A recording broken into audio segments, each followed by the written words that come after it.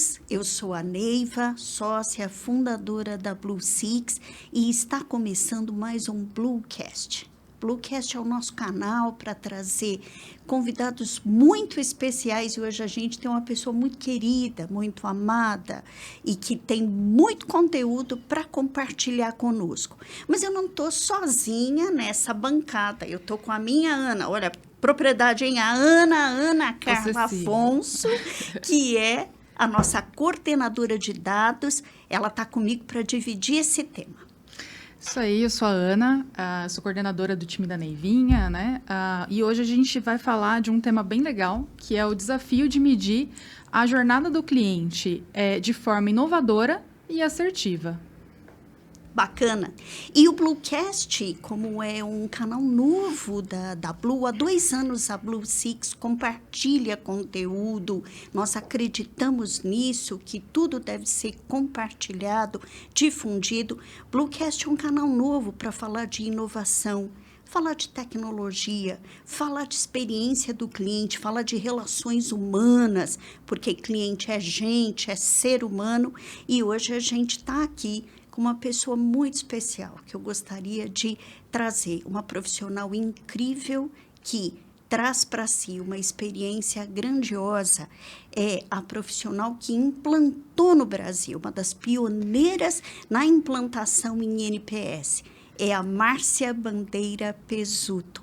Obrigada, Marcinha. Fantástico estar aqui você hoje conosco. Obrigada, gente. Eu fico até emocionada com essa abertura, porque eu tenho um carinho enorme por todos vocês, então queria deixar aqui já o agradecimento registrado para todo o time da Blue Six, para organizar esse nosso encontro, esse podcast. As pessoas que estão nos assistindo também, prazer em conhecê-los, a gente vai ter oportunidade de falar sobre vários temas interessantes aqui e espero que todos gostem. É isso aí, Marcinha, é uma honra ter você aqui com a gente, você que foi pioneira, né, trazer o NPS para a gente. Não só isso, você é excepcional ali, já trabalhou no ramo da saúde, financeiro, varejo. O que mais, Marcinha? Conta pra gente. É isso mesmo. Eu tive a felicidade na vida de passar por diversas empresas, né? Cada uma com a sua cultura, como a Neiva colocou na abertura. A gente sempre está rodeado de pessoas, então é primordial na nossa área gostar de pessoas.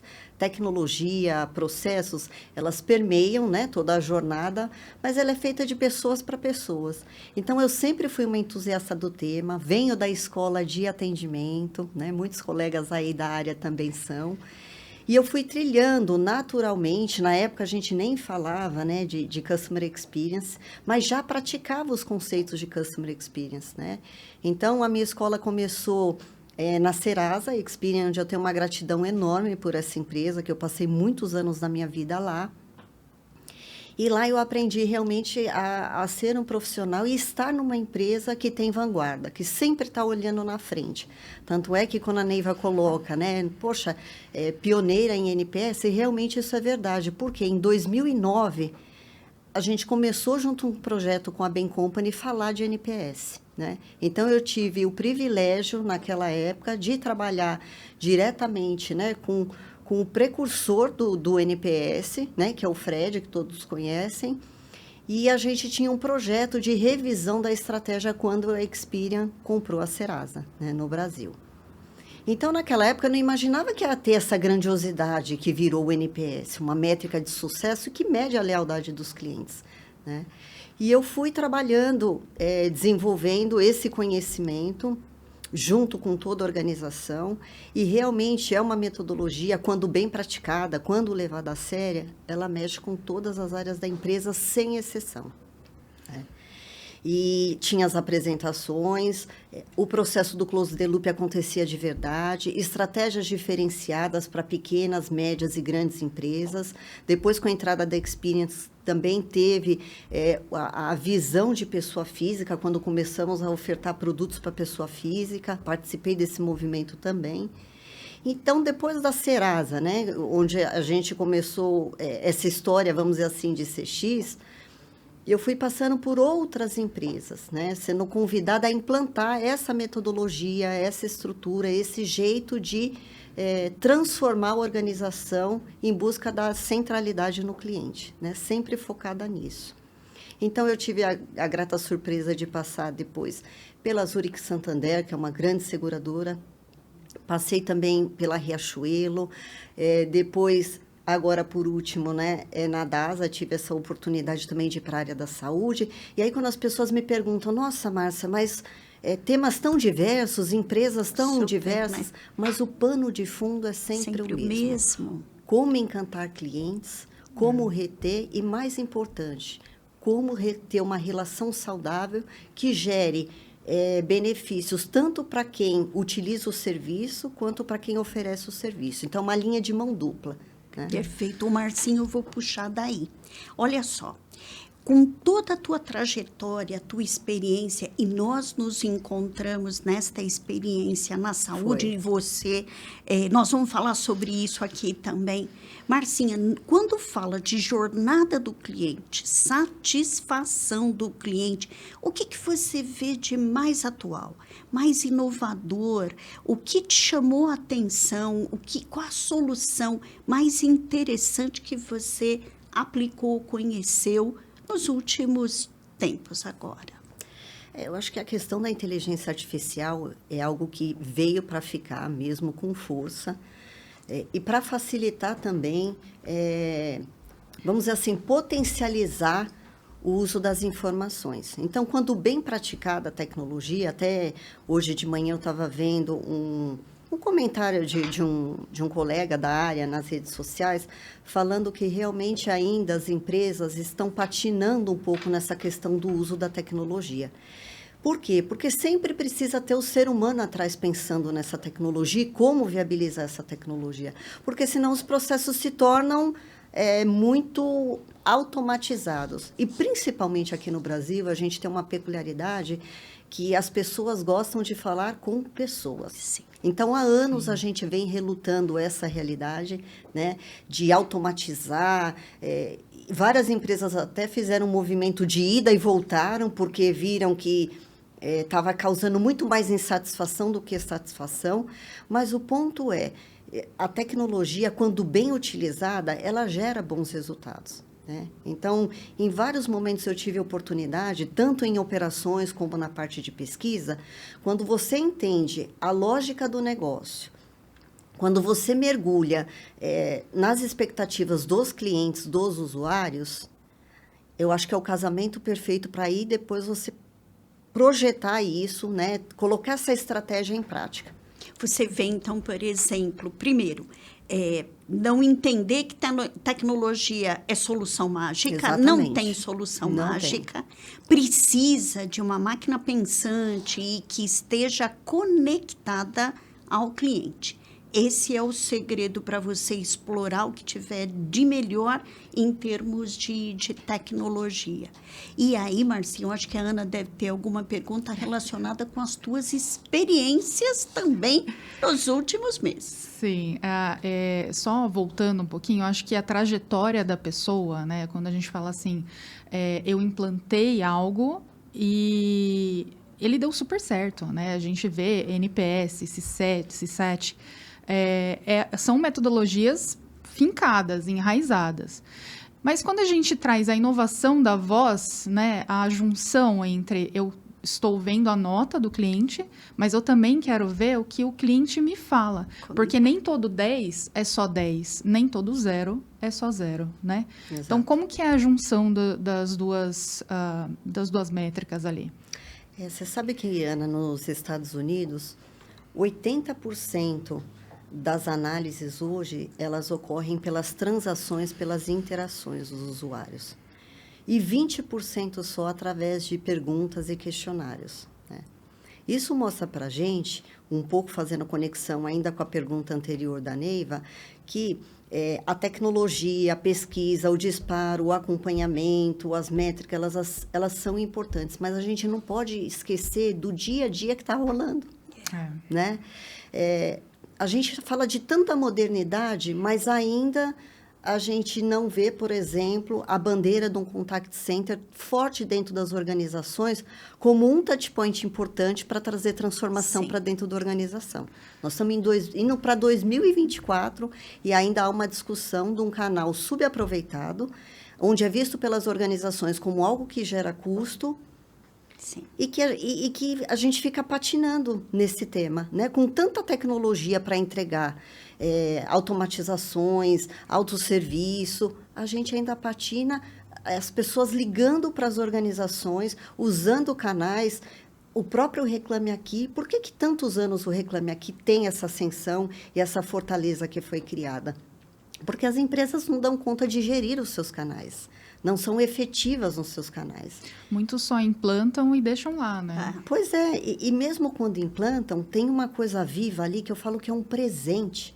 São minas de ouro que a gente tem dentro de cada canal. Não é, são feedbacks, porque vamos combinar assim, quantos de nós, aí colocando, né, nos colocando, gosta de entrar em contato com os canais de atendimento? A gente tem pouco tempo, né? É uma correria grande. Então, geralmente, quando a gente entra em contato, e nas empresas, quando eu trabalho, eu falo muito isso, que a gente está sendo ineficaz nos nossos processos. Porque ninguém quer entrar em contato. Inclusive, eu falo que a meta de um contact center é perseguir zero de ligações. Né? Se as pessoas estão ligando, é porque nós estamos falhando. Nós não estamos dando outras oportunidades para as pessoas resolverem as questões. Ninguém vai ligar para falar assim, olha, Márcia Pezzuto, você é uma pessoa maravilhosa, eu te amo. Vai ligar porque precisa da sua ajuda para solucionar alguma coisa. E aí, Márcia, eu queria só acrescentar um tema. Você é uma profissional muito experiente, uma consultora muito experiente também. Você se depara ainda com empresas que fazem inúmeras pesquisas, perguntam tudo o que pode, ao contrário destes números que você mostrou dos Estados Unidos, 80% está relacionado com as transações e 20% com as pesquisas. Tem essa porção de informações ou pesquisas respondidas e não fazem nada com isso? Você ainda vê isso, Marcinha?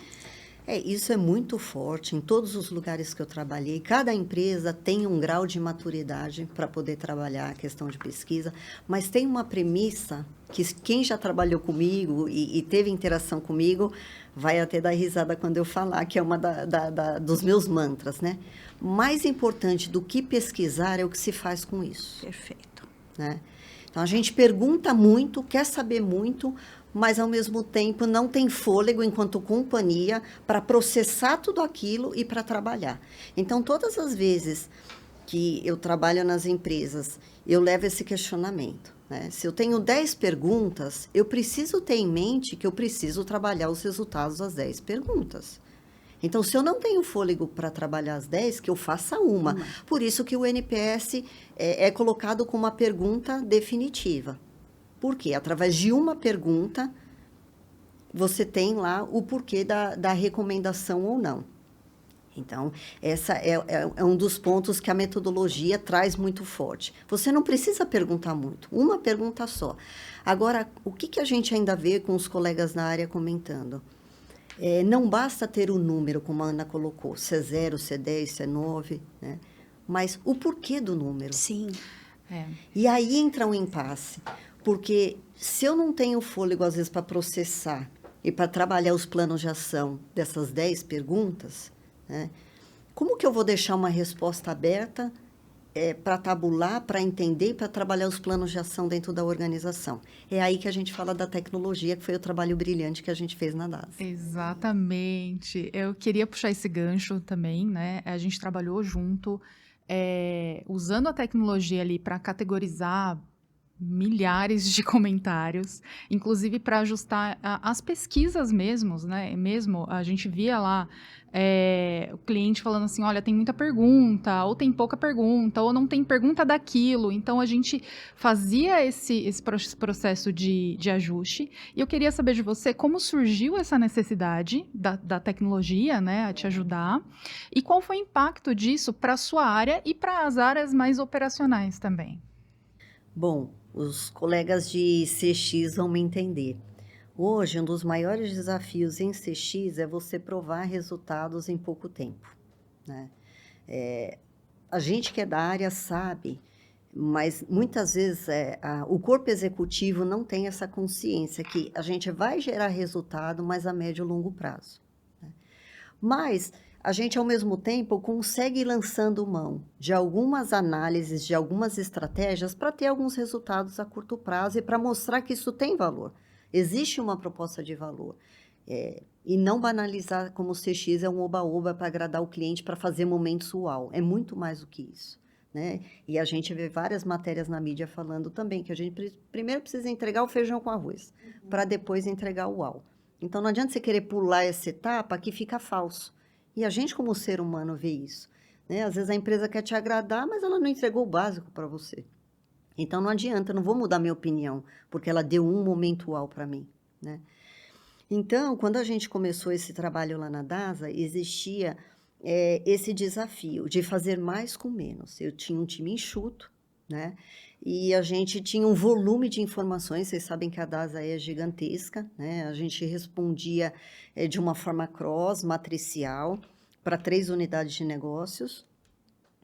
E o processamento dessas informações para um time pequeno e chegar no nível de granularidade que a gente desejava para ter os resultados e as provocações necessárias dentro da organização, a conta não fechava, a gente não conseguia fazer isso.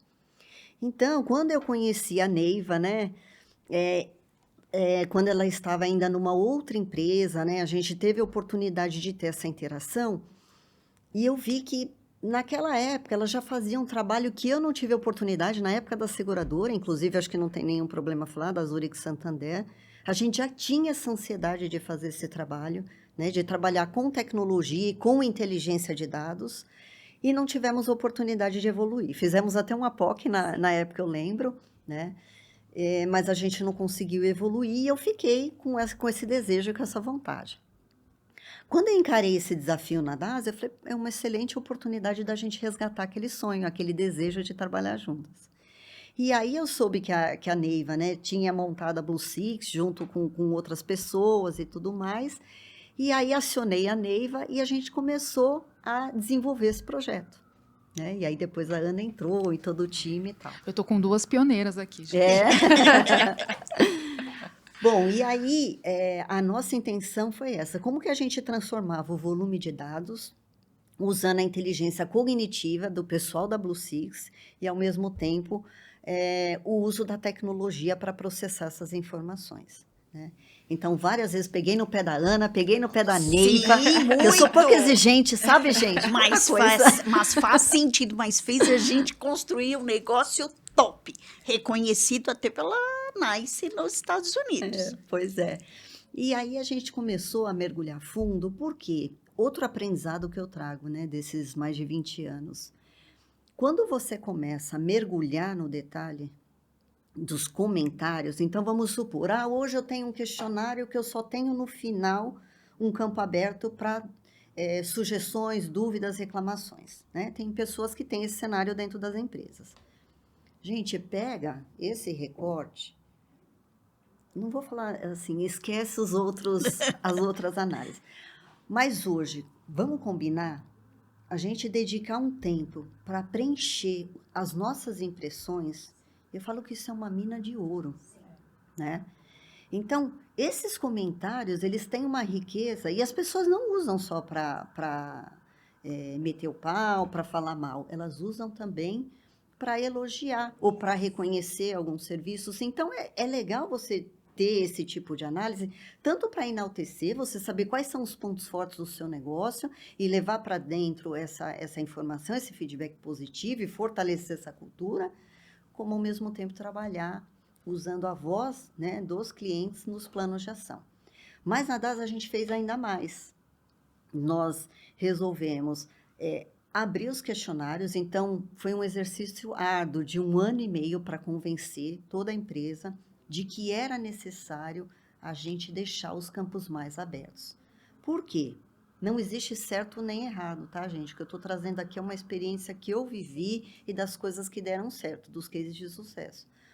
Quando você abre o questionário, você tem uma riqueza de comentários que não aparecia, às vezes, nas respostas abertas, porque geralmente a gente tem a tendência de colocar as alternativas segundo aquilo que a gente pensa como empresa, Sim. não necessariamente o que está na cabeça do cliente. E essa é a vantagem de você ter trilhado todo o caminho que você percorreu ali, né? Que você não pensa só como executivo. Você pensa ali no chão de fábrica mesmo. E acho que esse é o nosso exercício, pensar como pessoas. Eu falo, quando eu estou na empresa, eu coloco a camiseta da empresa, mas eu não posso esquecer que tem um ser humano embaixo dessa camiseta. Sim. Né? E que esse ser humano não pense igual esse ser humano, essa é a beleza do trabalho. Então, quando a gente abre o questionário e dá mais trabalho, com certeza. Mas o nível de granularidade, de surpresa e de profundidade, ele se torna muito maior. Mas alguns colegas vão comentar comigo, Márcia, mas você deixa o questionário aberto, você vai perder na taxa de resposta. Aí eu pergunto para vocês, vale muito mais eu ter volume de respostas ou qualidade de respostas? Qualidade de respostas. Você demonstrou isso conosco. Sim. A qualidade das respostas, eu mesmo ficava surpresa com as pessoas às vezes pensam que um promotor em NPS é promotor, missão cumprida. Exatamente. Não, os comentários era de alguém que estava insatisfeito. Ele estava te dando um voto de confiança na nota promotora, mas na avaliação promotora, mas ele estava infeliz. Teve um caso uma vez que isso para mim marcou, que é o caso do vaso sem água, a plantinha não estava molhada. Ele estava dizendo para você, olha, e se essa pessoa tem uma característica de ele gosta, ele preserva as plantinhas, o meio ambiente, e ele precisa dos serviços da empresa, cara, une as duas coisas que você vai ter uma pessoa para lá de feliz e fidelizada, que eu acho que esse é o ponto. Exatamente. Aí conta mais, Márcia, eu te cortei. Não, imagina. E, então, eu acho que a gente, como CX, tem que ter essa representatividade da fala, em forma de texto, em forma de tabulação, levando com seriedade dados. Né? Quando você vai organizar um comitê, que depois a gente criou esse comitê com a participação, inclusive, de clientes, né, dentro da empresa, isso traz uma seriedade, porque a área de produtos, tecnologia, entende que tem qualidade naquela análise, tem fundamento, tem representatividade estatística para a gente tomar as decisões de uma forma mais assertiva. Então, se a gente, de fato, começa a trazer algumas pílulas, né, fundamentadas para dentro da organização, vai virando uma bússola para onde que a gente tem que caminhar. Então, eu acho que o nosso maior case de sucesso, né, acho que a gente pode comemorar, é isso, que a gente conseguiu levar do intangível, que eram notas com resultados genéricos, para o granular. Mas aí alguns colegas vão dizer também, poxa, mas que nem no exemplo que a Neiva deu, mais um vasinho, um detalhe. Isso é importante para uma pessoa, mas é importante a gente entender o quanto esse vasinho está incomodando mais de uma pessoa, para a gente saber como que a gente prioriza dentro da organização. Você vê, Márcia, assim, e aí olhando a tua experiência, como é que está caminhando essa questão da satisfação do cliente, no caso, né? A gente está em qual grau de maturidade? Isso você olhando as empresas, no caso, o próprio país, como é que você sente isso? Porque o que você fez é para lá de inovador. Nós atendemos vários clientes, nós nunca vimos ninguém fazer o que você fez. Quando você propôs o projeto para a gente, foi no começo de arrancar os cabelos, porque a gente estava pegando milhares de pesquisas com os comentários completamente abertos, categorizando isso e conseguimos, juntos com você, sob teu comando, gerar 12 painéis de feedbacks distintos. Aonde é que você vê as empresas perto do revolucionário que você propôs? Eu acho assim, de novo, né, a gente volta para a questão do grau de maturidade de cada organização. Quando a gente olha, por exemplo, o segmento financeiro, é um segmento que foi o que provocou esse boom do NPS que a gente vê hoje no Brasil. né? Então, os bancos já começaram, e eu tive a oportunidade de trabalhar na seguradora, tinha interação direta com o time do Santander Banco, né? Porque era uma DNV que tinha aí uma conexão forte com o banco na prestação de contas. Então, você vê os bancos impulsionando essa questão de olhar genuinamente para o que o cliente está falando, né? Que ele está passando, o que ele está vivenciando. E aí eu tive a oportunidade também de ir para o varejo, para outras empresas que cada um está num grau de maturidade. Então, quando eu olho o Brasil hoje, acho que a gente já avançou muito, a gente popularizou essa questão das métricas, mas a gente ainda patina de como usar tudo isso a favor da empresa, a favor do cliente. A gente ainda patina bastante. Tem muita tecnologia. Lembra a época dos bots, né? Que até hoje ainda é tema de discussão. Todo mundo quer colocar bot. Estava até vendo um post hoje pela manhã também. E que muitos bots não resolveram completamente as necessidades. Né? Fica aquele modelo de atendimento híbrido, bot e ser humano. A pergunta é, por que eu preciso ainda do ser humano se eu tenho tecnologias tão avançadas? O que está faltando para eu conseguir treinar meu robô, né? Exatamente. Né? Então, assim, lança-se mão de tecnologias modernas, mas os processos, às vezes, não estão preparados, as pessoas não estão preparadas. E eu tive a oportunidade de trabalhar nessas empresas e perceber que pouco se investe em entender o pensamento do cliente, né? Quem é aquele cliente? Porque se eu quero colocar tecnologia, quero colocar mais autosserviço, mas o meu cliente, ele não tem a cabeça digital, não vai dar certo essa estratégia. Então, preciso voltar um passo, fazer um aculturamento digital para esse cliente. Isso exige tempo, dinheiro, vontade, uma série de coisas, né? Para depois eu entregar a tecnologia. Mas a pandemia, ela acelerou isso. Então, por exemplo, quando eu estava no varejo, a gente tinha poucas ações de educar o cliente a usar mais o autosserviço, através do app, através, né, da web e tal. Só que a pandemia acelerou. E aí o cliente ficou perdido, porque, poxa, eu sempre ia na loja, eu sempre fazia as coisas no físico, e agora como que eu faço? Então, esse aculturamento digital, ele foi meio que forçado, né, para a gente migrar e começar a entregar um serviço. Só que aí passou o período da pandemia e voltamos. O que aconteceu com o consumidor, no caso do varejo?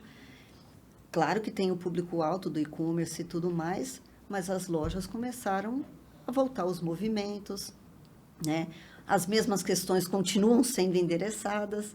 Então, eu acho que é um processo meio cíclico, né? Eu estou há muitos anos nessa área, eu vejo a gente discutir muito, os nomes vão mudando, era Customer Relationship Management, depois CX, depois Customer Experience, que é o CRM, acabou virando régua de comunicação. Sim. Tem empresas que você fala, a gente tem CRM aqui. Não estou falando de plataforma, eu estou falando do conceito, né, que o Dom Peppers e a Martha Rogers, lá no passado, lá em 2000 e pouco, né, os mais velhos vão me entender, já falavam de estratégia de relacionamento. Sim. E não é o CRM como ferramenta. Então, eu acho assim, resumindo, né? Falei demais aqui, mas resumindo, eu acho que a gente ainda está pecando no básico, que é olhar para o cliente e entregar aquilo simplesmente que ele precisa, que ele contratou. Ô, Marcinha, deixa eu colocar. Nós fizemos um estudo para uma seguradora. Nesse estudo que nós fizemos, a gente correlacionou a experiência de 165 juízes que, com fome, eles penalizavam mais, eles davam uma sentença muito mais agressiva, muito mais pesada do que se eles estivessem alimentados. Foi interessante a gente acompanhar esse estudo. E o que nós fizemos? Nós extrapolamos esse estudo para a realidade daquele atendimento, daquela seguradora. E nós vimos que o autoatrito medido pelas interações era maior no período das 12 às 13 horas. Marcinha, cliente com fome, analisa, avalia a gente mal, o NPS fica ruim? Então, com certeza, porque, de novo, a gente volta para o início da nossa conversa. Estamos tratando de seres humanos, né? Pessoas. e nós somos movidos por emoção e por razão. Sim. Tem coisas que a gente explica, tem coisas que não, a gente simplesmente sente, né? Então, eu acredito muito nisso e acho que a gente ainda tem um desafio grande em ter a tecnologia avaliando emoções, né? A gente fizemos até alguns experimentos em conjunto, né? Vem para nos ajudar, mas, de novo, trazer essa sofisticação humana, esse jeito de pensar e de sentir, acho que vai levar ainda alguns anos. Né? A gente tem evoluído, reconheço isso, mas como que eu trago essas emoções, como, por exemplo, esse estudo, esse recorte que vocês fizeram, para o dia a dia, para que isso permeie a organização e não fique só como uma fotografia de um estudo. Né? Então, eu acredito muito nisso e acho que a gente tem um mar de oportunidade para avançar. Eu acho que é o básico, né? Como você falou, a gente colocar uma lupa ali na condição humana, né? No cliente. Então, por isso que a gente começou a estudar mesmo essa condição humana, né? O cliente com fome, cliente com sono, qual que é o horário mais propício para o cliente ficar um pouco mais feliz, né? Então, a gente voltar, dar 1, 2, 3 passos atrás e colocar a lupa onde deve estar, que é no humano, né? Humano junto com a tecnologia. Né? E esse é o ponto que nem você está forçando um tema que eu acho que é importante, que é assim, quando, no caso, as pessoas procuram a Blue, se deparam, no caso, com aquilo que a gente faz, eles acham que nós vamos implantar tecnologia e tchau, gente, Acabou. nós vamos para a praia, tudo funciona, nós vamos estar lá na praia, acabou, tal. Não funciona assim. Exige da dedicação, exige da sensibilidade, não liberta o humano e nem deve. Exatamente. Quando a gente criou a Blue, o objetivo da gente era usar a tecnologia para elevar aquilo que a gente fazia, garantir veracidade, garantir volume, agilidade, velocidade, mas a gente estaria ali se especializando cada vez mais e garantindo os melhores estudos. Quando a gente fez esse estudo da fome ali, comparando o que o cliente dessa seguradora estava bravo, tal, o que a gente constatou? Qual foi a nossa recomendação? Fome o cliente vai sentir, somos humanos. Então, nesse horário das 12 às 13, a gente recomenda que a tua escala seja mais robusta, você coloque mais gente para trabalhar. Quem vai trabalhar, que esteja de barriguinha cheia, porque ele vai lidar com alguém que está com fome. Coloque profissionais como eu, Marcinha, mais velhos, 62 anos, que tende a ter mais calma, mais resiliência para poder administrar o autoatrito. Você acredita na junção da competência humana com a inteligência artificial, Marcinha? Com certeza. E até os estudos, as evoluções, né? Eu pretendo fazer um curso agora no ano que vem, mergulhar mais nessa questão da neurociência, que eu acho que traz muita coisa que a gente pode usar entendendo melhor, né? A questão da inteligência humana. Mas esse olhar, né, para o colaborador, já que a gente está entrando nessa temática, ele é fundamental também. Porque, de novo, é uma via de mão dupla, né? É uma interação. Mesmo que seja robô e humano, você sempre tem, né, a interação com o outro, seja ele máquina ou humano. Então, ter essa sensibilidade de perceber que existem gatilhos que podem desencadear um relacionamento, seja o que eu falo, seja como eu ajo, né? Não tem aquilo que a gente diz que tudo pode ser falado, depende do como. Sim. Então, às vezes, eu estou ligando para falar de um problema, num horário que não está bom para mim, mas eu não tenho isso conscientemente. Né? No meu inconsciente está lá que eu estou com fome e estou nervoso. Se eu entro em contato com uma pessoa que também se conecta comigo nessa energia, né?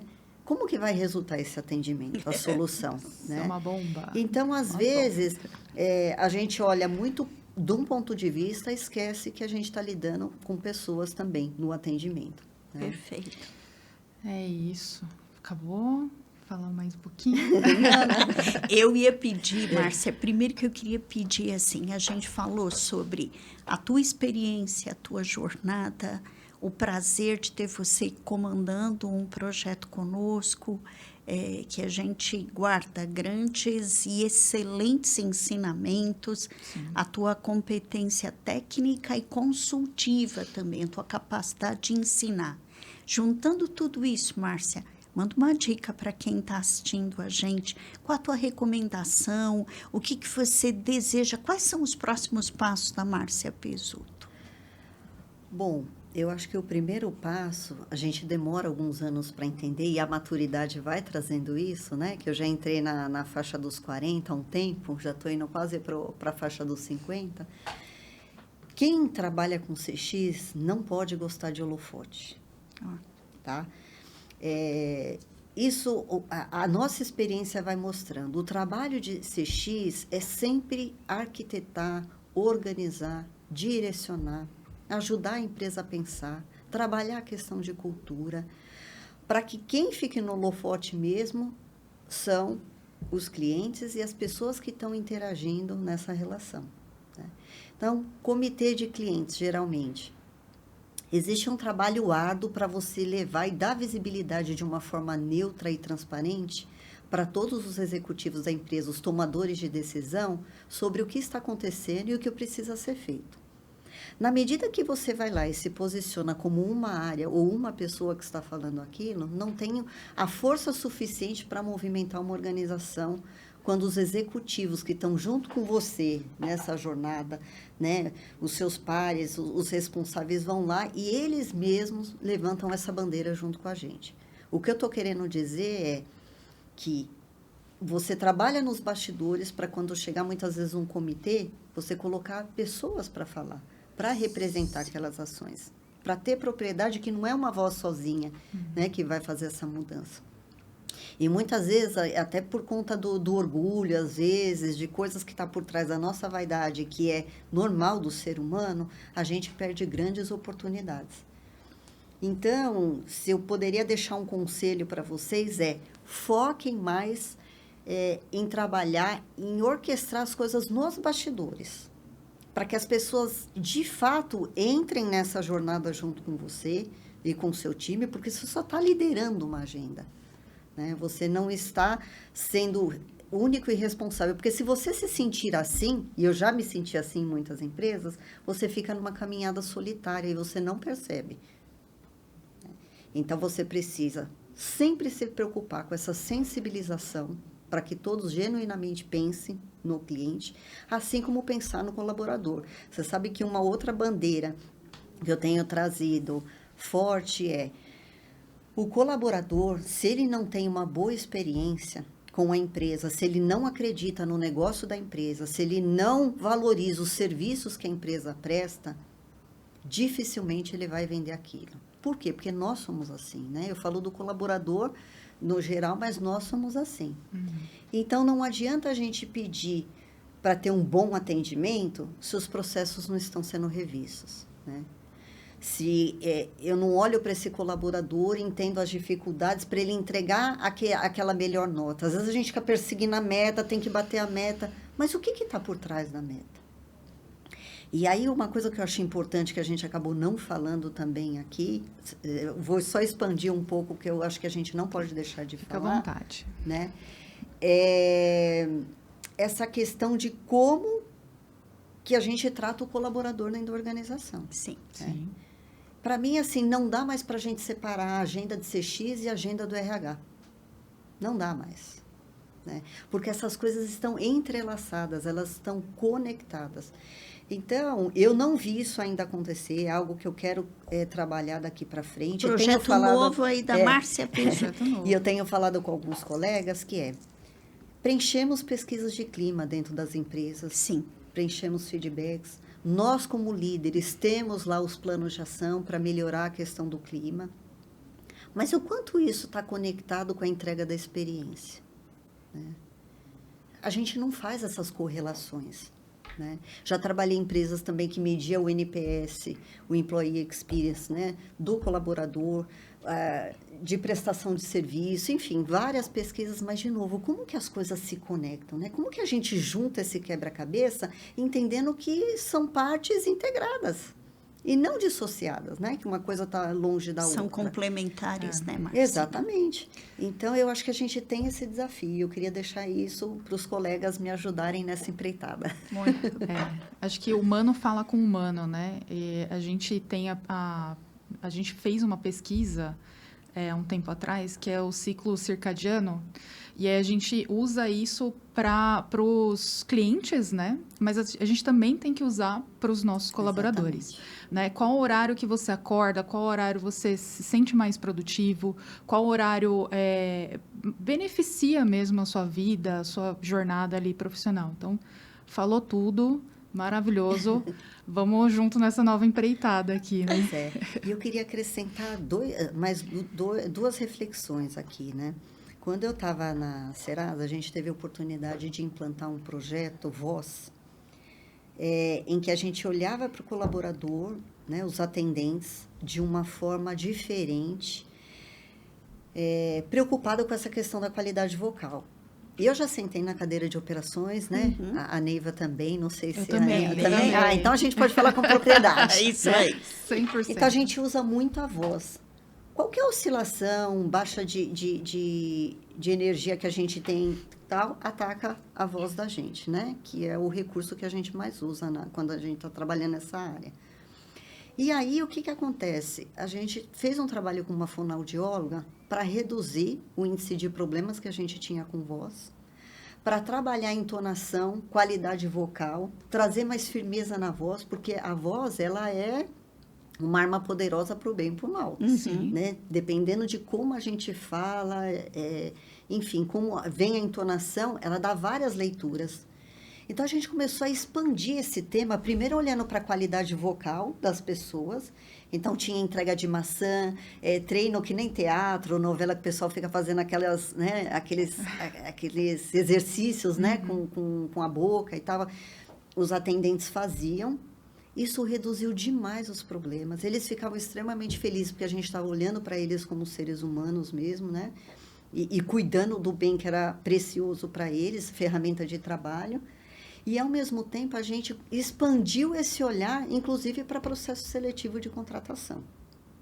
Então, ainda hoje, se eu perguntar para vocês quantas empresas fazem entrevista por telefone e analisam a qualidade vocal, quantas será que fazem isso? Acho que é muito pouco. Né? Bem pouco mesmo. Ainda você vê, eu estou um pouco afastada, né, do mercado de operações, mas ainda tem muito processo seletivo no presencial, né?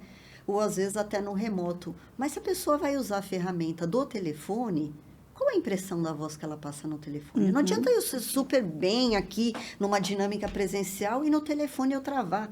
Ou ter uma voz soprosa, ou ter uma voz infantilizada.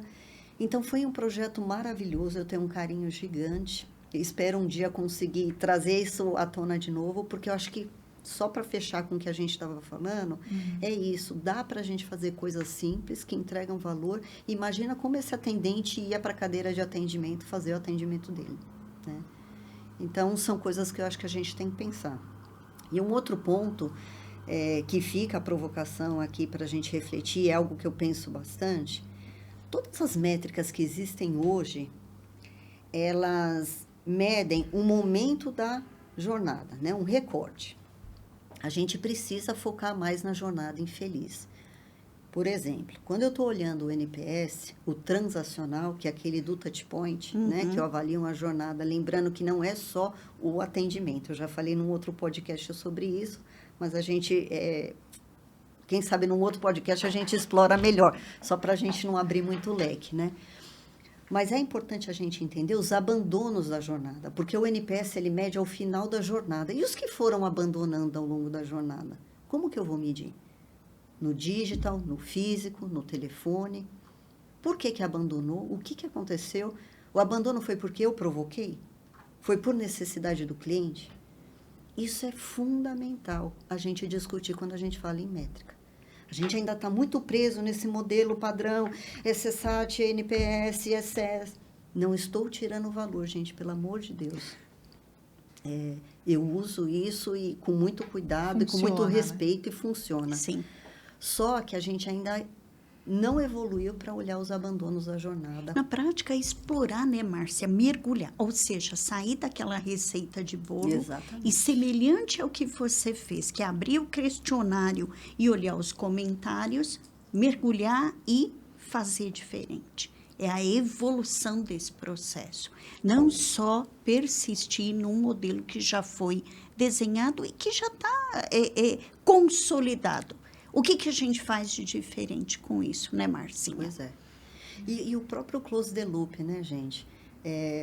Eu acho que a gente acabou banalizando um pouco o conceito do close the loop, né? Que é o fechamento do ciclo. Vamos pensar agora, de novo, como consumidor. Fechar o ciclo, para mim, é quando uma pessoa entra em contato comigo por alguma insatisfação, alguma infelicidade que aconteceu no atendimento e me oferecer uma solução. Né? Não só ouvir, porque, vamos lá, no questionário, muitas vezes quando eu respondo, eu já deixei claro qual que é a minha insatisfação. Então, eu fico com a expectativa que alguém vai ligar para mim com uma solução. E a gente ainda vê também isso muito comum, ligar só para dizer que, olha, eu vi aqui seu comentário, muito obrigado. De novo, não estou dizendo que não seja efetiva essa ação. Mas se a gente for, de fato, na premissa do que é um close the loop, é oferecer uma solução para aquela dor. Quando eu estava na seguradora, a gente fazia um trabalho parecido com o que nós fizemos na DASA, mas também tinha esse olhar granular. E a gente ia olhando comentário por comentário. Eu nunca me esqueço, a gente tinha muito detrator reclamando no serviço de assistência, que é quando eu abro um chamado, né, e o terceiro vai na minha casa fazer qualquer reparo, qualquer serviço, tinha muita insatisfação sobre a qualidade, não é a qualidade, desculpa, deixava muita sujeira na casa do cliente, né? Uhum. Pô, o prestador entra, às vezes a bota tá suja, vai fazer um reparo na parede, um furo, tal, deixa tudo sujo. A gente tinha essa questão em relação à limpeza. Enfim, era algo que a gente vinha perseguindo, discutindo, tal. Eis que um dia a gente estava lendo os comentários e aí tinha um promotor lá. Olha, sou fã do trabalho de vocês são sensacionais, tal. E tem uma sugestão. Por que vocês não utilizam o Propé quando vão na casa do cliente? Uhum. Simples assim. Parece que destravou, sabe? Quando um promotor elogiou, né? Deus iluminou para a gente ler ali. E aí, o que nós fizemos, gente? Nós discutimos internamente dentro da seguradora como viabilizar isso, né? Junto com um parceiro nosso. A Porto Seguro já praticava isso, né? Mas na época a seguradora que eu estava não. E aí a gente, conversando, viabilizamos isso. O que nós fizemos? Entramos em contato com todos os detratores daquele período e depois mandamos um comunicado falando, olha, a partir de agora, ouvindo a sua sugestão, você não vai passar mais pelo problema, né, de ter tal, muito obrigada, tal. Gente, você quer aumentar a taxa de resposta? Começa a agir, a mostrar...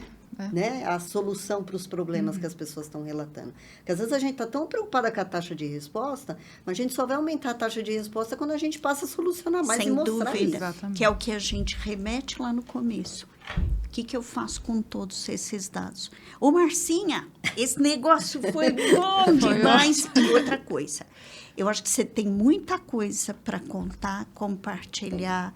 A tua forma de atuar está diretamente relacionado com os valores da Blue. Sei que você é uma profissional do mercado, tem seu valor, feliz da empresa que tiver você no comando de obrigada, CX, gente. Marcinha. Obrigada. Feliz mesmo. E eu fico muito feliz com as dicas, com o papo, com o tempo que a gente ficou, e você é convidada para voltar em outro momento e nos ensinar mais. Obrigada. Vocês sabem que a recíproca é verdadeira. Quero deixar registrado aqui que por onde eu passei, tive pessoas brilhantes trabalhando comigo. Então, queria agradecer às pessoas que trabalharam comigo em todas essas empresas, né?